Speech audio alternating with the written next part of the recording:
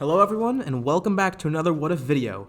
Last time, we looked at a what if that got pretty popular, and I'm glad to see that people liked it because I liked the idea myself. We changed the events of the story after the Namek arc by changing one key detail. Goku was able to escape Namek in the first large ship that he boarded rather than a small Ginyu pod, and the ship he was on took him to Vampa instead of Yardrat. As we know, Vampa is where Broly and Paragus were stranded, and Goku spent a year there hiding from King Cold and bonding with Broly while trying to control his power. Even after they spend all this time avoiding King Cold, Goku, Broly, and Paragus coincidentally departed the planet at the same time King Cold and Frieza headed for Earth. Trunks shows up like normal, and the ship Goku arrived to Vampa in lands on Earth with 2 new passengers. We ended the last part with Paragus stepping off the ship, seeing none other than Prince Vegeta standing there. I also put up a poll on the last video regarding Paragus. A majority of viewers voted that instead of being an enemy or remaining neutral by attacking or waiting to attack respectively, Paragus would instead have his grudges eased by those around him and end up becoming an ally. However, he still is a Saiyan after all, and we're not going to completely change his personality and just make him like Goku. At the moment, he's enraged to see Vegeta here, but he decides not to do anything. Goku told Paragus that Vegeta is a changed person from who he was before, and also knows that he's outnumbered here, and even with Broly, they'd be facing at least 2 different Super Saiyan. Besides, Broly probably wouldn't want to betray Goku by being forced to fight Vegeta, and being put under the stress of that scenario could easily cause Broly to rage out and just kill everyone for all Paragus knows. Paragus remains calm, for now, as he starts to rethink attacking Vegeta for his father's actions. Vegeta was only a baby at the time, and he probably knows nothing about it. Thus begins the process of Paragus beginning to accept that Vegeta wasn't really the one to blame here. Paragus greets Vegeta and tells him that he and his son are Saiyans who were sent off the planet by the king. Well, I hope you're not here to settle some old grudge against me. That's all on my father. This angers Paragus a bit, but it does get him to think again about Vegeta, because Vegeta is kind of right.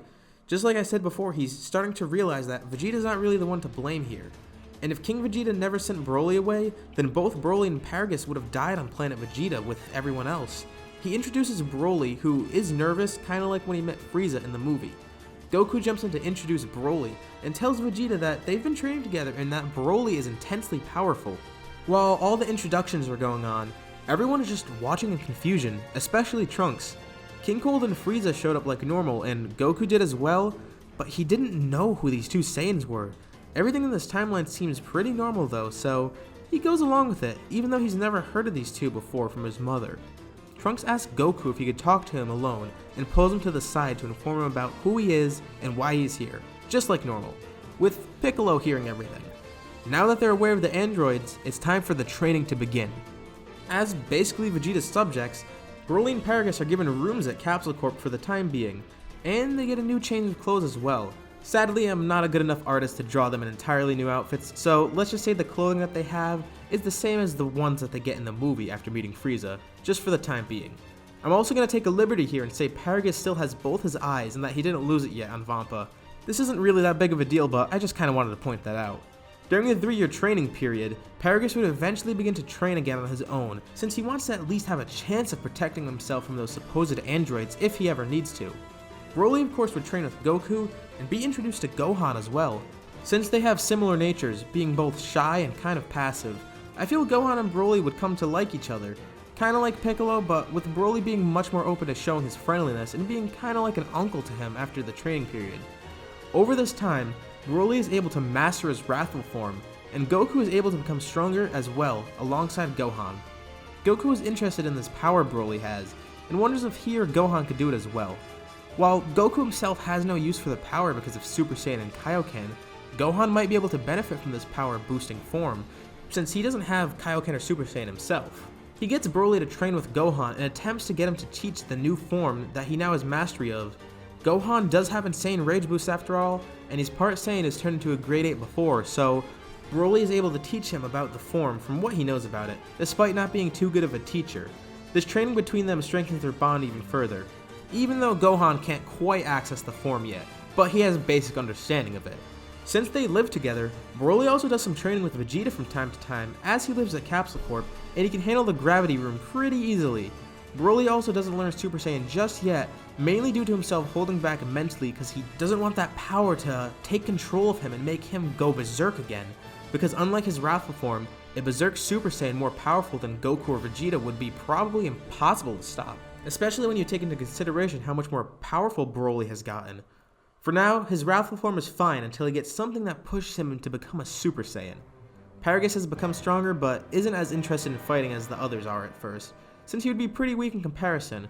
However, since he still has his tail, Paragus has been training to get his Great Ape form under control, so he could use it in battle if needed. From doing this, he begins to train more and more and gets adjusted to it, and eventually begins to like it more, just like any Saiyan would.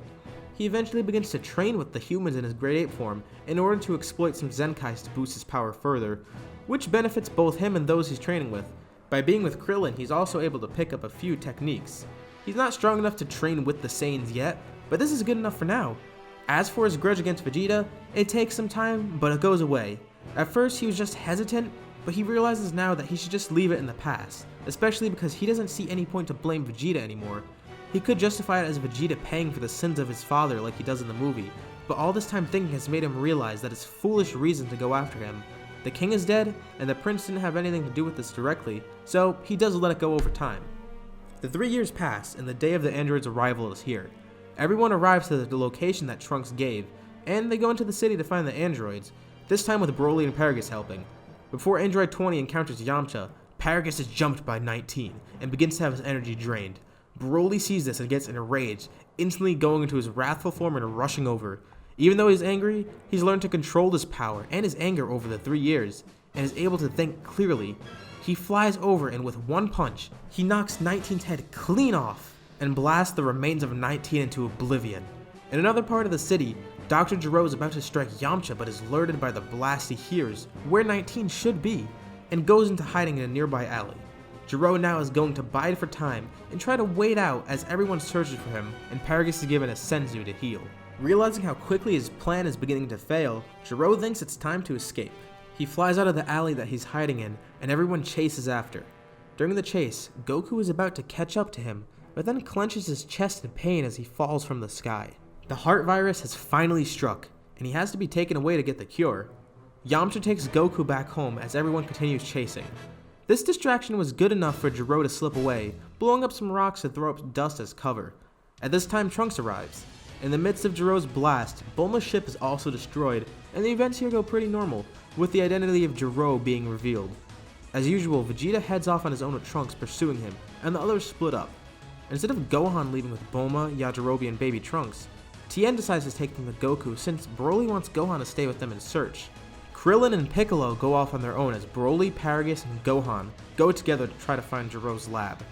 Gero arrives at the lab first and awakens the androids, with everyone in pursuit. As they awaken, everyone arrives and watches as the androids kill Gero and take the pod for Android 16. Trunks tries to blast the androids like he did originally, but all this really accomplishes is destroying the lab. 16 is awoken, and the androids head off on their own in order to complete their mission of killing Goku. Trunks confirms that these androids are the ones from his timeline, and of course the natural response to this is everyone going after the androids. They eventually catch up with the androids and Vegeta attempts to fight, but he proceeds to be easily taken out by 18 as usual, with Trunks having the same outcome as well. They do fare a little bit better, given that Vegeta is a little stronger from the training, but he still gets knocked out nonetheless. 17 is up against Piccolo, Gohan, and Broly, with Paragus and Krillin watching from the sidelines as they feel powerless in the situation. The three of them attack 17, having some great synergy in the attacks, as Gohan trained both with Piccolo and Broly in the past. Broly powers up into his wrathful state, but it's still not enough. Even with a 3-on-1, 17 is beginning to have fun despite overpowering the three. Every time he tries to hit 17 and misses, Broly gets more and more angry and grows stronger and stronger, eventually landing some hits but not doing a lot of damage. Him growing stronger and stronger in the fight is pretty much the same as he does in the movie. Gohan remembers training with Broly to unlock this wrathful form, and he tries to use it in this fight, but can't quite access it yet. This is getting boring. Android 17 knocks Piccolo away into a mountain pretty easily, and this sets Gohan off into a rage. Alongside Broly, he taps into the power of a Great Ape, and explodes with anger, allowing him to finally access the wrathful form. They continue to fight 17, and with Broly's immense strength, and the fact that both Saiyans are growing more powerful as they fight, 17 begins to lose ground and is actually being hit quite a few times, taking a little bit of damage. He still outmatches them, but he realizes that they're getting stronger as they fight. Remember, Broly is insanely strong because of the 3-year training, and even without Super Saiyan, it's safe to say all the experience he got and the fact that he grows as he fights means he's potentially the strongest here as far as everyone knows, which wouldn't be entirely out of the question given his progression in the movie, and this quote-unquote fight giving him more power through frustration, and since he naturally grows as he fights. Gohan is also getting progressively angrier and more out of control, which is fine now in this fight but becomes an issue later. Well, we've had our fun. At this point, the androids head out, since they're worried that if anyone ganged up on them all at once, they might actually have a tough time. 18 of course kisses Krillin before they leave, with Paragus watching in horror, scared that she might just obliterate him on the spot. Krillin feeds everyone a senzu bean, but Gohan seems a little different. He's still in his wrathful form that he just unlocked. Though he trained with Broly to try to use this form, he's never actually used it until now, and Broly isn't exactly a good teacher. Considering he's never actually tried to use it before, Gohan doesn't have any control over his anger and begins to rage out. He catches Broly off guard and attacks him, but with Broly knowing his power and how it works, he powers up as well. Similar to what Goku did to him on Vampa in the last part, he just powers up to full power, quickly knocking Gohan out with one powerful strike, making sure not to hurt him too bad. Gohan has this new power, and like Broly in the past, they need to train him to keep his anger under control in case he rages out in the future and becomes completely uncontrollable. This is where we'll leave off for now. Will Gohan control his anger when he begins to train with Goku? More importantly, we'll of course see the reintroduction of the hyperbolic time chamber in the next part, and I want to do a poll. Given that Broly will probably go in the chamber, who would he be entering with? Paragus, Goku, or Gohan? Although Paragus is weak, I'm including him here because he's Broly's father and this isn't really a crazy choice. As for Goku, Goku was his teacher and going in the chamber for a second time with Broly wouldn't be out of the question, although he may want to spend some time outside like he does normally. Gohan is here because he is Broly's friend, and after he trains with Goku, he may want to go back in with his friend, since they're pretty friendly and they could train well together, just like they have in the past. Vote on the poll and let me know any other thoughts below. Be sure to like and subscribe and hit the bell icon for notifications to support this channel and to see future parts of this What If and more. Thank you all for watching, and I'll see you all next time.